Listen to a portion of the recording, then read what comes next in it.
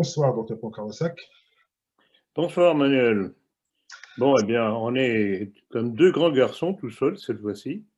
Oui, Diane n'ayant pas pu se libérer, pas plus que Laurent qui devait nous rejoindre, parce que évidemment cette réunion a été faite un petit peu de façon impromptue, compte tenu de l'actualité, dont en effet. nous allons parler immédiatement. Donc, je vous écoute. Alors, avant d'aborder l'actualité, je voudrais aborder avec vous une question dérangeante, qui est une question technique, notamment concernant YouTube, qui nous censure de plus en plus. Et nous avons de plus en plus de nos abonnés, de ceux qui nous suivent, qui nous demandent comment faire. Comment faire pour écouter nos entretiens et les conférences.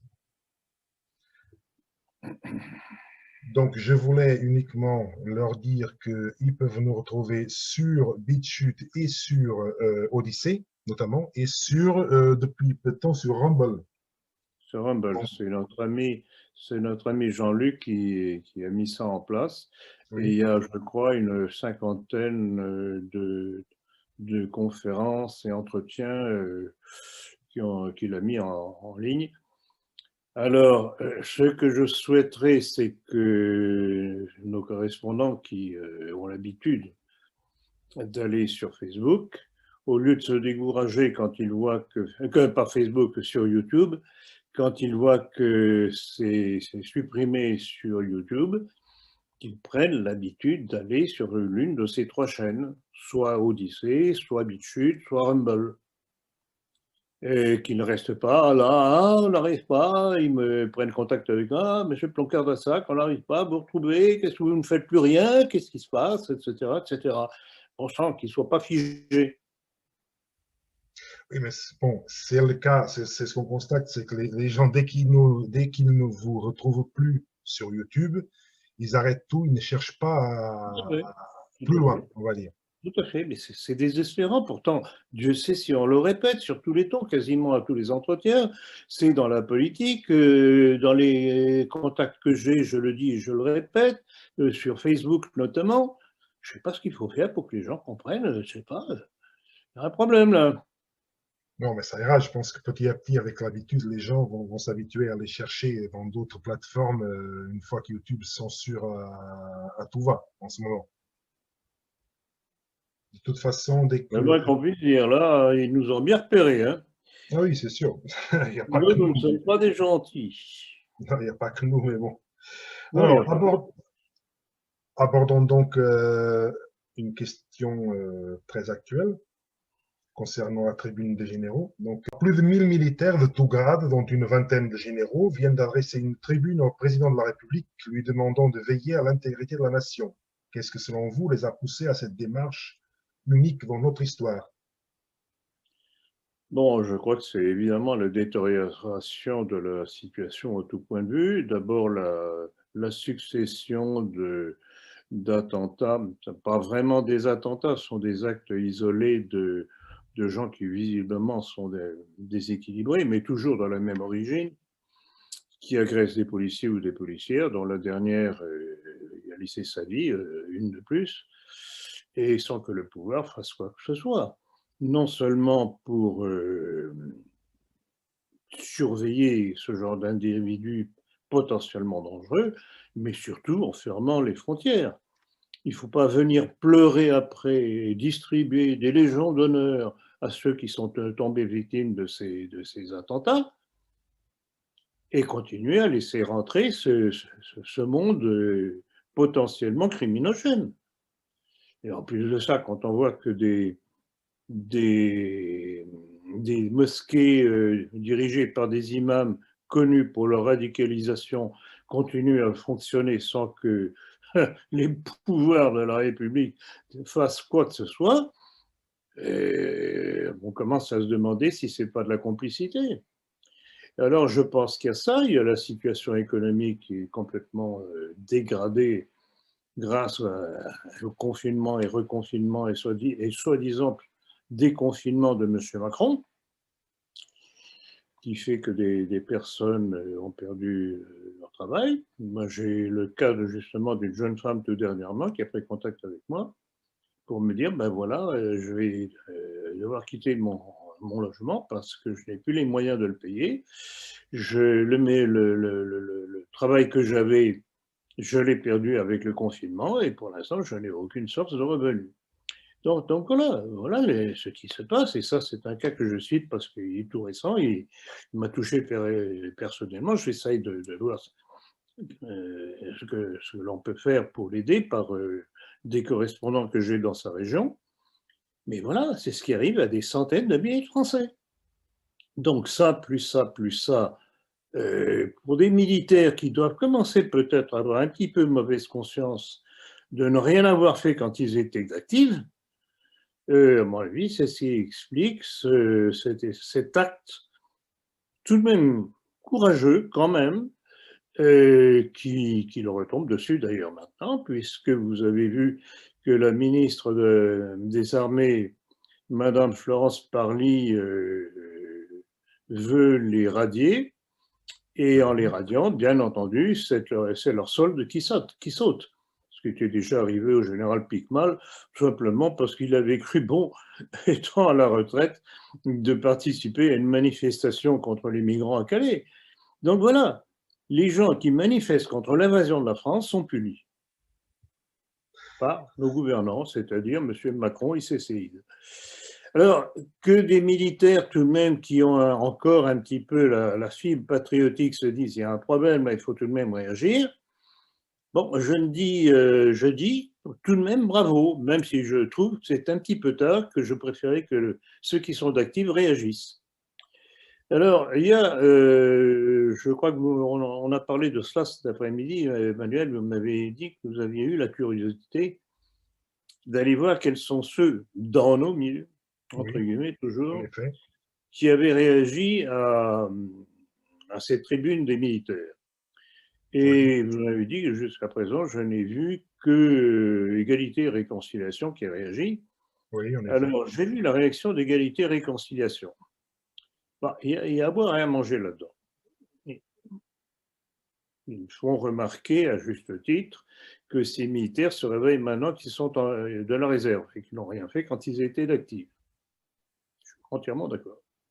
Mais de là à se moquer d'eux et à les jeter comme des crétins, comme des vieilles savates, ou des pantoufles, comme c'est dit, je trouve que c'est tout de même, non seulement c'est injuste, puisque tout de même ils vont perdre leur grade, leur solde, etc., mais qu'il faut utiliser cette affaire-là justement pour amplifier l'affaire et faire tomber ce régime.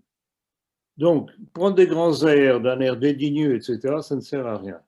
Il faut être pragmatique si on veut obtenir un résultat.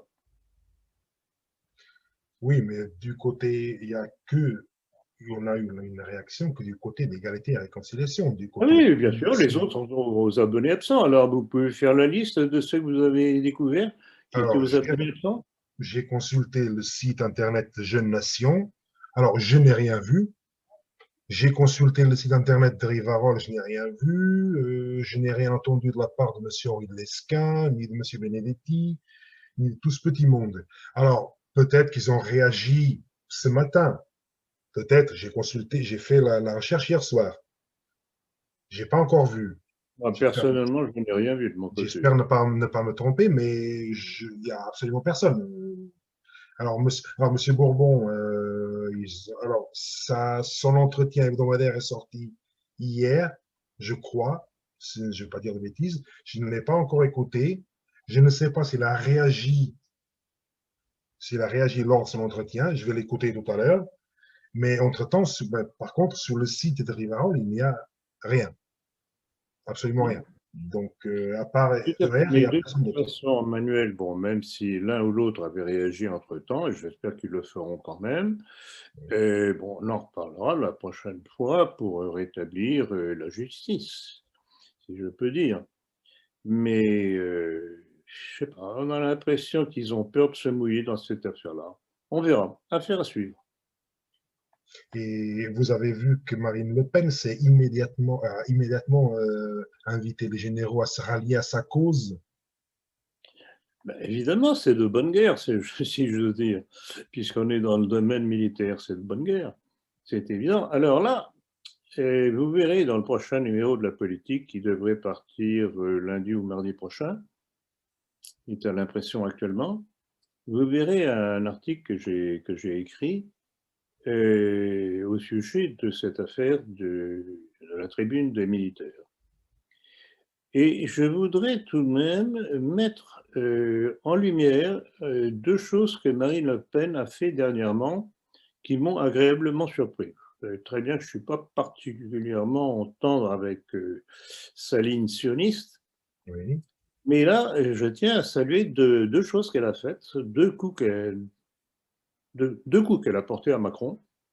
L'un en demandant que les causes de l'incendie de Notre-Dame soient enfin élucidées. Or, on sait très bien que la thèse du pouvoir, c'est un court-circuit. Bien entendu, la thèse criminelle est exclue textuellement dans le texte. oui. Donc, il est évident qu'en posant sa question, Marine Le Pen envoie une boule dans le camp de Macron. Et l'autre est encore plus importante. C'est encore beaucoup plus importante parce que c'est elle, et c'est la seule à ma connaissance, qui ait soulevé ce scandale, je dirais presque ce crime de Macron.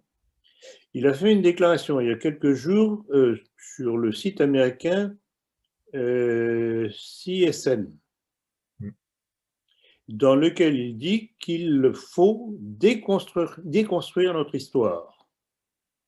Oui, en relation avec l'esclavagisme, la colonisation. Voilà, alors exactement. Donc, dans la mentalité de ce haut représentant du sionisme mondialiste et messianique,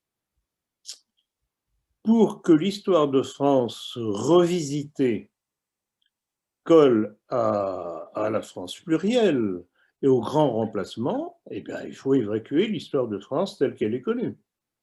Et Oui, qui avait-il pris il y a quelques mois pour revoir l'histoire de France? Un certain Benjamin Stora, qui appartient évidemment à la communauté que vous connaissez. Donc voilà, c'est ça le pouvoir qui nous occupe. Nous sommes occupés par une secte étrangère à notre histoire, à nos intérêts et à nos valeurs. Et tant que les Français ne l'auront pas compris, on n'en sortira pas. Et c'est pour ça que, même si je trouve que c'est un petit peu tardif, cette réaction des militaires, il faut quand même la saluer. Et c'est d'ailleurs pour ça que tous les séides de Macron se sont étranglés de rage, à commencer par la Parly. Alors, je voudrais rappeler un petit détail au sujet de cette dame Parly. Il y a un an environ, j'avais signalé à plusieurs reprises, notamment dans la politique, et je crois que j'en avais parlé j'avais rappelé dans un ou deux entretiens et dans une conférence à l'époque. Je ne me rappelle plus le titre exactement, mais bon, de toute façon, elle avait voulu, à titre de repentance de la France vis-à-vis du capitaine Dreyfus, que ah, celui-ci soit élevé au grade de général à titre posthume oui, et placé au Panthéon. Vous vous rappelez de ça? oui, je me souviens. Je me souviens, Oui, bien sûr. c'était On juste en a avant. parlé ensemble et Oui, lors d'un entretien où j'en ai parlé dans une conférence, et comme vous en faites partie, donc vous êtes au courant. Donc voilà le personnage. Et voilà quelles sont les gloires de la République. Capitaine Dreyfus, qui avait été blanchi mhm, par la République de l'époque, donc la troisième du nom, en dépit de ses propres aveux, puisqu'il avait avoué réellement sa trahison. Et tout le reste, c'était la machination de la machine médiatique de qui vous savez qui tient la presse, qui tenait déjà la presse, et qui continue à la tenir aujourd'hui. Donc cette Florence Parly s'est étranglée de rage contre les militaires, et puis les Castex, les Dupont-Moretti, Oh, la chère petite Chiappa aussi. Et Oui, en puis son effet. corréligionnaire Eindhoven. C'est curieux, on trouve toujours cette même clique pour hurler dès qu'il y a une réaction en faveur de la France, de ses intérêts, de son histoire, de son identité. Vous trouvez pas ça curieux tout de même? Est-ce que vous avez vu la réaction de Jean-Luc Mélenchon? Oui, alors parlez pas de celui-là. Alors, Je crois que, celui-là, en plus de ça, je crois qu'il est fou. Parce qu'il se tire une balle dans le pied. Hein. Et alors que certains trouvaient par moments ses interventions amusantes, etc., qu'il faisait du buzz, que bon, ça pouvait être utilisable, etc., cet homme est dangereux. ah, surtout, Et d'ailleurs, n'oubliez pas une chose, c'est lui-même qui l'avait avoué, il est d'origine juive marocaine.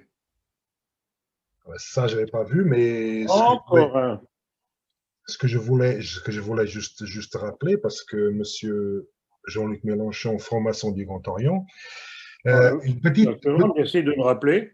oui, petite citation, alors très courte. Il ne faut donc pas, pardon, s'étonner de voir les francs-maçons contribuer à la dissolution des nations, en particulier promouvoir des politiques d'immigration dans un grand ensemble mondialiste et s'opposer à de réelles formes de renouveau national. En revanche, lorsqu'une renaissance nationale se déroule de manière désordonnée, les francs-maçons n'hésitent pas à la soutenir au nom du principe révolutionnaire du droit des peuples à l'autodétermination. Et ceci, c'est une citation qu'on peut trouver dans le livre d'Arnaud de Lassus, Connaissances basiques sur la maçonnerie, Hmm. page 54. Ouais, mais ça, des tests comme ça, il y en a à l'appel. Ah oui, Moi-même, oui, j'ai oui, c'est fait sûr. un certain nombre dans mon livre sur la maçonnerie. Ah oui, sur Il la y en a oui, à aussi. l'appel. C'est Le pas livre une de Père, citation comme pareil. ça par hasard. Ah oui, oui, c'est sûr. Et attendez, on va continuer sur sur le mondialisme parce que, est-ce que vous avez entendu parler de ceci? Le Centre européen pour le droit et la justice a publié un rapport qui révèle des conflits d'intérêts entre des juges de la Cour européenne des droits de l'homme et des ONG, notamment l'Open Society de George Soros. Qu'est-ce que vous pouvez nous en dire là-dessus, si vous avez vu l'information? Pas plus que ce que vous venez de dire en raccourci. J'ai enregistré la chose. On sait bien qu'il y a cette réaction. Je ne peux pas vous en dire davantage. On sait très bien que Soros tient d'une façon ou d'une autre la communauté européenne, qui lui a alloué il y a déjà quelques mois, je crois, des centaines de millions d'euros pour soutenir son action. Voilà où on en est. Voilà ce que sont nos institutions européennes. Donc, il ne faut pas s'étonner. Tout ce monde-là est pourri.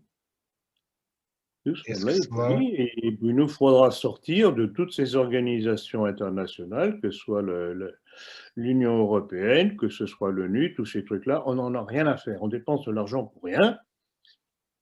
Tout ce que l'on peut dire ou faire ne sert strictement à rien. C'est comme de l'eau sur un canard, ça ne sert à rien. Et en fait, on ne sert que de caution à un machin. Comme disait un certain De Gaulle, qui pourtant en a tout de même bien profité de toute cette mafia. Donc, ah oui, alors à propos justement des généraux, je voudrais citer encore une, elle l'a pas loupé celle-là une fois de plus, oui. de Marion Maréchal, Ah oui, oh, qui s'est empressé de saluer la réaction des généraux en la comparant à celle de De Gaulle. Donc on n'en sort pas. C'est toujours le même mensonge historique, toujours De Gaulle, le grand patriote, etc. Il y en a marre. Et ceux qui ne comprennent pas pourquoi je dis ça, qu'ils achètent mon livre et qu'ils le lisent et qu'ils le fassent lire autour d'eux. Charles de Gaulle, de la légende à la réalité. Ils en apprendront. Et d'ailleurs, ceux qui l'ont lu, y compris nombre de gaullistes, qui m'écrivent en disant, écoutez, pour moi, ça a été un traumatisme d'apprendre ce qu'il était en réalité. Un traumatisme, je n'en suis pas encore relevé. Mais ils ont l'honnêteté de le dire et ils ont l'honnêteté de reconnaître qu'on les a trompés. On Il va faut passer marteler là-dessus parce que toute la politique française d'aujourd'hui découle de toute cette forme politique que De Gaulle nous a ramené de Londres. Donc tout part de là, de même que la situation encore de façon plus générale découle des faux principes de 1789, de même la politique d'aujourd'hui découle de l'action de Charles de Gaulle, un traître à la nation. Vous allez encore vous faire des nouveaux amis, je pense. Mais oui, mais vous ne savez pas si bien dire. Je me fais des amis, évidemment, je me fais des ennemis d'un certain côté, mais je fais des amis de la part des gens qui comprennent, qui ouvrent les yeux, qui disent « Oh là là, merci de m'avoir ouvert les yeux. » On va parler de nos chers parlementaires maintenant. On va passer sur notre sujet. Le Parlement a adopté définitivement la controversée loi sur la sécurité globale. Un nouveau délit a été créé, à savoir la provocation à l'identification des membres des forces de l'ordre. Est-ce que vous souhaitez faire un commentaire là-dessus? Ce sont des mesurettes, tout ça, ça ne sert strictement à rien. C'est pour calmer un petit peu les tensions qui montent dans la police. Ça ne sert à rien. Si le pouvoir était réellement honnête dans sa démarche, je répète encore une fois, il fermerait les portes à l'immigration au lieu de les faire venir par centaines de milliers par an. Maintenant, on doit en être dans les 180 000 environ par an, officiels, hein, sans compter les clandestins. Attends, petit point Faites les de... calculs. Dans combien d'années serons-nous minoritaires chez nous? Petit point de détail, comme dirait l'autre. Ce texte a été adopté à 75 voix pour et 33 contre, alors que de mémoire, il me semble que nous avons élu 577 députés. Donc je me demande où sont les autres. Qu'est-ce qu'ils font de leur vie ou où est-ce qu'ils étaient à ce moment-là? Parce que Ce sont des profiteurs, et ben, ils empochent l'argent que leur attribue du fait de leur fonction la République, mais ça ne les intéresse pas tout ça. Ils attendent simplement que le tir-orchestre s'ouvre régulièrement à la fin du mois. On est gouverné en fait par des gens qui n'ont aucun intérêt de l'intérêt public et l'intérêt tout simplement de la France. Ils sont des profiteurs de la République. Et c'est pour ça, quand on voit, et en plus de ça, quand on voit la disproportion entre le nombre de nos députés, ce qu'ils font ou ne font pas, parce qu'ils ne sont pas présents, par rapport à des pays comme l'Allemagne ou même les États ou l'Angleterre ou les États-Unis, où le nombre de représentants de la nation est nettement inférieur, on se dit, mais en fait, c'est du clientélisme tout ça. alors Et alors, n'oublions pas le scandale aussi, c'est que tous ceux qui sont passés par le pouvoir, du grade de chef de l'État jusqu'aux députés, les assistants, etc., ils ont de soigneuses, petites et confortables petites pensions à vie. oui, en effet. Alors, étonnez-vous qu'il n'y ait plus assez d'argent pour les Français, sans compter l'argent qu'on alloue pour entretenir l'immigration. Alors, je pense, vous voyez, Manuel, je pense que tout ça, ça a dû participer à une montée de ras-le-bol chez ces militaires, joint à un petit peu de remords, je pense, de leur part, de ne pas avoir agi en temps voulu, quand ils étaient d'actifs. Donc, on prend, mais on n'en pense quand même pas moins. Donc, on espère qu'ils iront plus loin. Alors, vous donniez les chiffres tout à l'heure. Oui. Je vous signale qu'il y a un article sur le site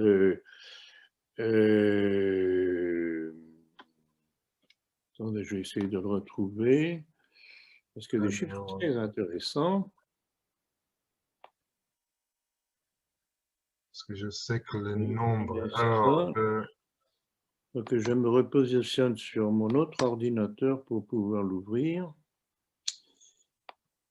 C'est Réseau International. C'est sur Réseau International. Oui. Et c'est un article du général Delaware. Oui, Je l'ai vu ce matin et il dit que en fait, les sanctions annoncées à grand entamar de médias, etc., pour punir ces factieux de généraux et oui, autres militaires, en fait, au lieu de faire peur, ça fait des petits. Et oui. qu'on est passé de 1500 à 10 000 et quelques. Alors, Et les généraux signataires de 20 à 50.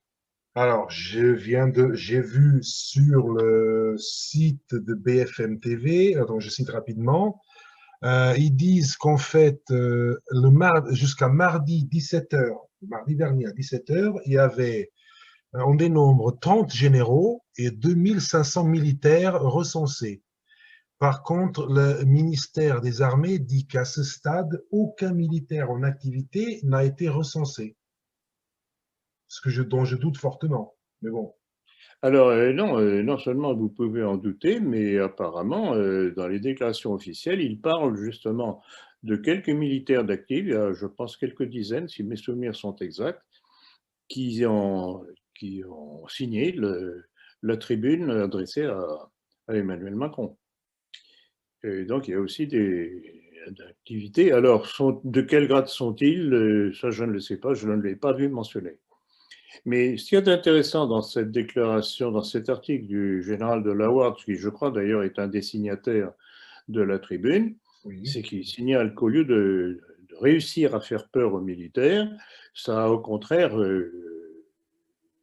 poussé à davantage de réactions de la part d'autres militaires. ça a Et dans des galvanisé les proportions troupes. tout de même énormes, puisque d'après les chiffres qu'il donne, on serait passé de 1500 à Oui, plus de 10 000, donc presque près de 10 autant. fois plus. Oui. Alors, Donc, il faut prendre ce qui vient. Et il faut oui, essayer d'en tirer le meilleur parti possible. Alors, je voudrais peut-être revenir sur un fait historique euh, qui va vous parler à vous, Manuel, entre autres. Supposons que les militaires, qu'ils soient actifs ou à la retraite, arrivent à déclencher un coup d'État.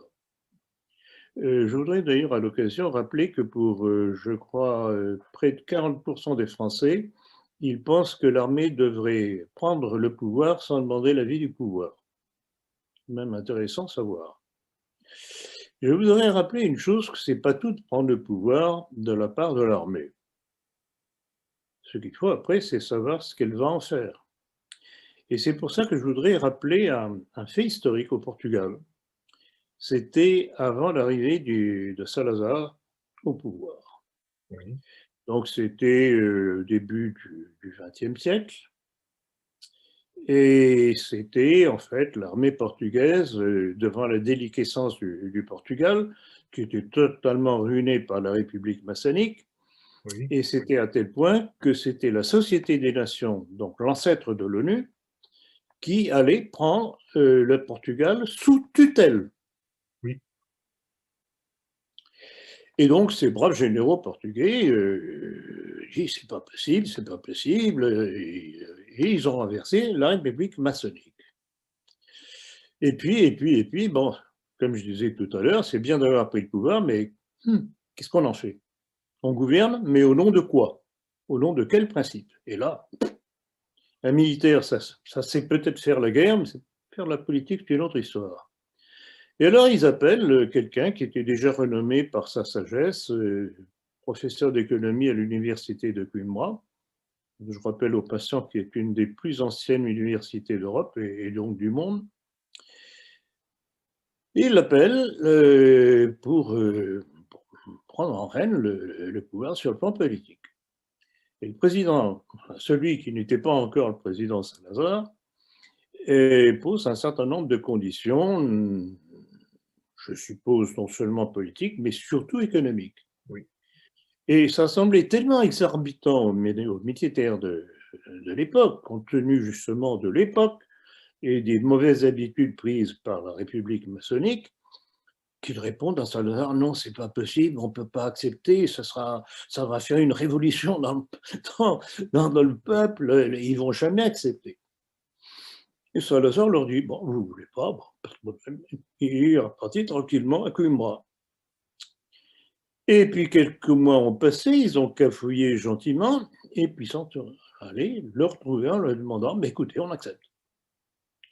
Et puis ça a duré, je ne me rappelle plus combien d'années, 30 ans, 35 ans, je ne me rappelle plus. De 1928, il est décédé, je crois, en 70, je Oui, crois. c'était dans les années 70, puisque, oui, 70.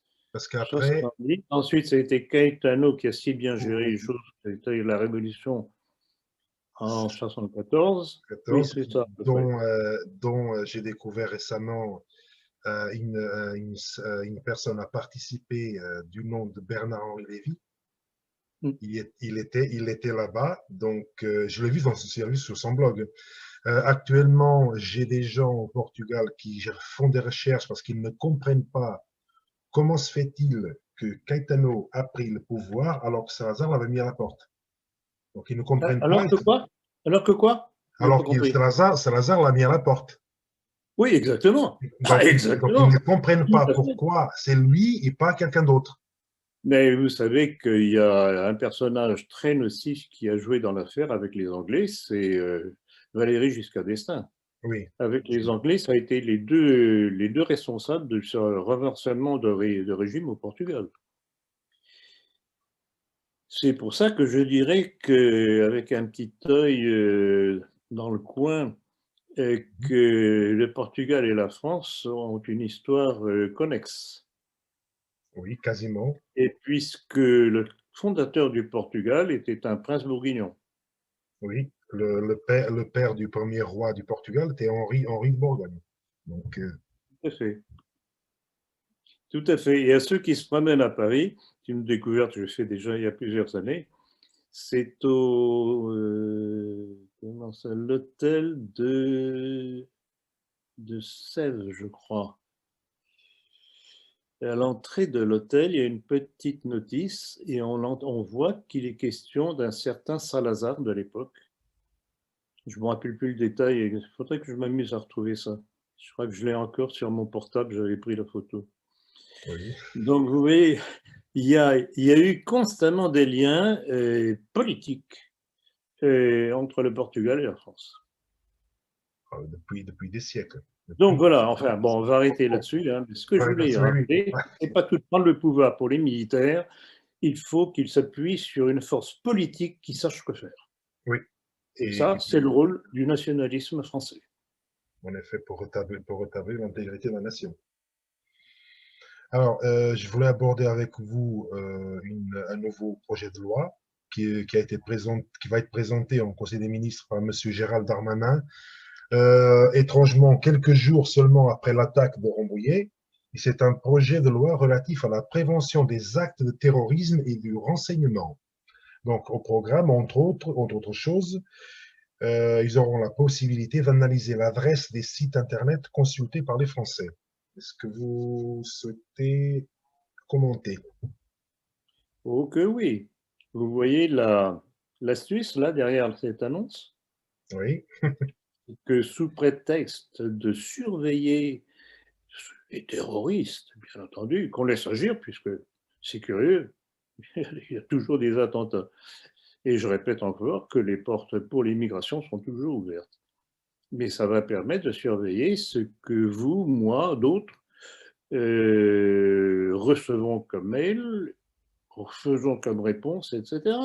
Sous prétexte, bien entendu, de nous protéger des terroristes. Donc, tout est dans la duplicité dans ce pouvoir. Et ça date pas de Macron, ça date de bien avant lui. Bon, ça s'est accéléré et aggravé depuis Sarkozy, puisque Sarkozy était un des grands acteurs de notre décomposition-destruction, oui. suivi par, bien entendu, Hollande. Et, et voulez-vous que je vous dise tout ça, et toujours pas y croire. C'est de la poudre aux yeux et c'est tout. Le Donc, jour où on voudra arrêter ce genre de scénario répétitif, Premièrement, fermer les frontières à cette immigration. Donc couper aussi les pompes aspirantes économiques dont ils bénéficient, mais dont les Français les plus pauvres ne peuvent même pas bénéficier. Deuxièmement, supprimer le droit du sol. Oui, Et bien entendu, comme corollaire, tous les multirécidivistes renvoyés chez eux avec leur famille. Tant qu'on ne fera pas ça, je n'ai pas pleurnicher et distribuer des médailles à ceux qui tombent victimes de leur politique. Voilà, et c'est ça qui m'exaspère quand je vois que, par exemple, M. Bruno Retailleau, sur lequel tout de même je tablais un petit peu pour reprendre un petit peu le flambeau de Fillon, et je trouve que les petites mesurettes qu'il annonce sont vraiment très en retrait de ce que Fillon lui-même avait pourtant sorti et qui avait fait qu'on avait fini par décider de faire voter pour lui.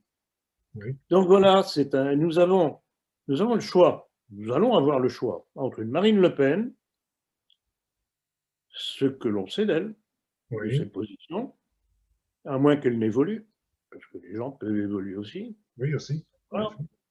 Ou alors un candidat libéral de cette droite inconsistante, qui au mieux pourrait être Retailleau et au pire un Xavier Bertrand, membre du Grand Orient. Alors bon appétit. On peut Voilà. dire, on peut dire que le choix est Ah assez, non, non, non, assez restreint. vraiment, c'est le désert. Oui, il y a. C'est le désert. Bon, on va peut-être terminer cet entretien par une question que je trouve assez drôle là, concernant la PDG de YouTube, qui s'est fait quelque peu moquer sur Internet américain pour avoir reçu un prix pour la liberté d'expression, qui est en fait un prix sponsorisé par YouTube eux-mêmes. Donc YouTube qui est de plus en plus sévère pour censurer tout ce qui ne lui convient pas.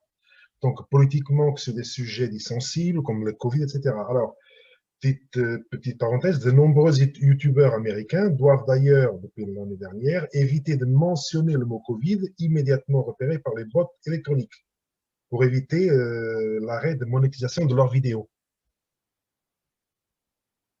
Tout Donc, à fait.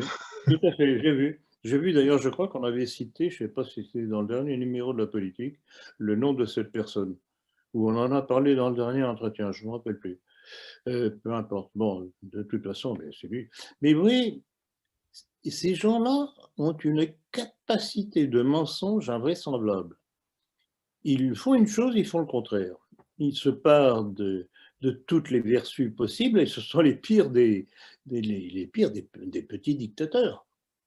surtout Et alors, YouTube. ce qui est très curieux, c'est que maintenant, en fait, les conférences, ou bon, conférences, il n'y en a plus, mais les entretiens que les uns ou les autres peuvent faire, ou des textes envoyés sur Internet, ce ne sont plus les trucs qui toucheraient à une certaine communauté ou qui toucheraient la maçonnerie qui sont en ligne de mire, c'est tout ce qui touche à la politique vaccinale mondiale. Et ça, c'est très significatif. Ça veut dire que si on arrive, si moi, d'autres, arrivons à mettre à mal la fable de la pandémie, Oui, eh bien, tout le projet mondialiste risque de s'effondrer. Bon, alors, pour terminer, je voudrais faire une demande oui. à tous mes correspondants connus ou inconnus. Quand ils commandent un livre ou qu'ils veulent s'abonner à la politique ou je ne sais pas quoi, enfin différentes choses, Oui. qu'ils veuillent bien mettre leur mail ou leur téléphone Ah oui, ça c'est important. parce que on reçoit parfois, et sur de tout petits morceaux de papier, commande pour un livre, etc. Et comme ils traînent encore, ça a traîné pendant trop longtemps d'ailleurs, par exemple au sujet du complot mondialiste, il y a des gens qui nous le commandent encore. Oui, Et alors, à chaque fois, puisqu'on n'a pas trop souvent leurs coordonnées, soit mail, soit téléphone, on est obligé de leur mettre un petit mot, une lettre, pour leur dire, écoutez, c'est épuisé, que voulez-vous à la place? Alors, comme ils ont envoyé déjà un chèque de la somme qu'ils croyaient être due, bah, il faut tout recommencer, quoi. Donc, vous Oui, voyez, en ça effet. complique les choses, ça nous fait perdre du temps, et je voudrais que les gens soient un petit peu disciplinés, qu'ils mettent toujours un lien, qu'on sache comment les retrouver. Pour leur dire, pas de problème, c'est bon, votre commande partira à telle date, c'est pas bon, le livre est épuisé, alors il va être réédité dans tel délai, ou bien il ne sera pas réédité pour telle et telle raison. Qu'on puisse leur répondre. Voilà. Et là, vraiment, ça nous fait perdre du temps. Alors, sans compter, c'est encore une chose aussi, des virements qu'on reçoit, Oui, incomplets. Bon, en principe, le nom y est, l'adresse n'y est pas toujours, et le motif du virement n'est pas toujours indiqué. Alors, ou cette personne avait déjà pris contact avec nous par Internet ou par courrier, et on peut le retrouver, mais enfin, ça nous fait des démarches supplémentaires. Je voudrais que les gens qui font des virements prennent la peine, au moment du virement, de nous envoyer un mail pour nous prévenir. Donc voilà, ce sont des trucs techniques qui sont exaspérants pour nous et qui nous font perdre du temps et on court après le temps. Donc, soyez sérieux, je vous en prie. oui, surtout, et je rappelle encore une fois, ça a été déjà, vous avez déjà vu dans la politique et à plusieurs reprises, le complot mondialiste ne sera plus réédité. Il est Oui, remplacé par votre nouveau livre de tout à l'ordre fait. chaos au nouvel ordre mondial. Donc, c'est pas la peine. Vous, peut-être que les gens, ça sert à rien même, ça ne sert à rien même de le commander ou de l'acheter déjà auprès de je sais pas qui d'autre. Le livre, il est complété votre nouveau ouvrage. Donc, je ne vois pas l'intérêt de le racheter. Alors, je répète encore une fois, puisqu'on en a déjà parlé dans nos derniers entretiens, de l'ordre Web Chaos au nouvel ordre mondial reprend ce qui était important dans le complot mondialiste en complétant ce que j'avais déjà écrit, en complétant et surtout en confirmant à la lumière des renseignements parvenus depuis lors. Donc, ceux qui regrettent de ne pas avoir le complot mondialiste, ben, ils l'auront de toute façon avec l'ordre Web Chaos. Donc, ils ne viennent pas pleurer. Non, mais je voudrais, et ça c'est un problème de notre public, c'est la légèreté. Oui. Des fois, Et ça ne colle pas très bien avec mon caractère. nous, nous avons terminé, je pense. Je crois, et je crois que je me suis bien fait comprendre. Je J'espère. pense aussi. Je pense aussi. Bon, ben Manuel, merci. Là Merci à encore, vous. bon, c'était de bonnes questions, tout à fait d'actualité. On n'a pas beaucoup parlé tout de même, si, bon, très rapidement. Je voudrais tout de même qu'on reparle un petit peu de l'aspect sanitaire, Ah oui, des c'est vrai. Oui, soi-disant, oui, oui. oui, de soi-disant, oh, il est bien gentil, Monsieur Macron, il va nous libéraliser maintenant, on va pouvoir Oui, il vivre paraît comme tant. avant, etc. Puis surtout, si on est vacciné, alors ça ira encore mieux. Bon, alors arrêtons ces conneries. D'abord, c'est pas parce que les gens se sont fait vacciner qu'ils vont reprendre une vie normale, puisqu'on leur dit maintenant que le fait des vaccinés n'empêche pas les vaccinés de transmettre le Covid, et même des formes graves. Donc, vous serez toujours confinés. Arrêtez de croire au Père Noël. Le Père Noël est mort depuis longtemps, si j'ose m'exprimer ainsi. Deuxièmement, et c'est pour ça qu'ils ont peur, tous ces sites qui relaient les informations, genre YouTube, c'est pour ça qu'ils ont peur que l'on parle de la situation sanitaire, des vaccins, etc. C'est qu'ils ont réussi à faire marcher les peuples jusqu'à présent par la peur de l'infection, du Covid. Il faut que cette peur change de direction et se renverse. Il faut que les gens comprennent que plus ils marcheront dans les mensonges que dit le pouvoir, plus ils auront des raisons d'avoir peur. Le danger, ce n'est pas le Covid, c'est l'action du gouvernement qui se sert de cette pseudo-infection en le démultipliant pour faire peur et imposer sa dictature. Il faut que la peur change de direction. Voilà, je terminerai là-dessus.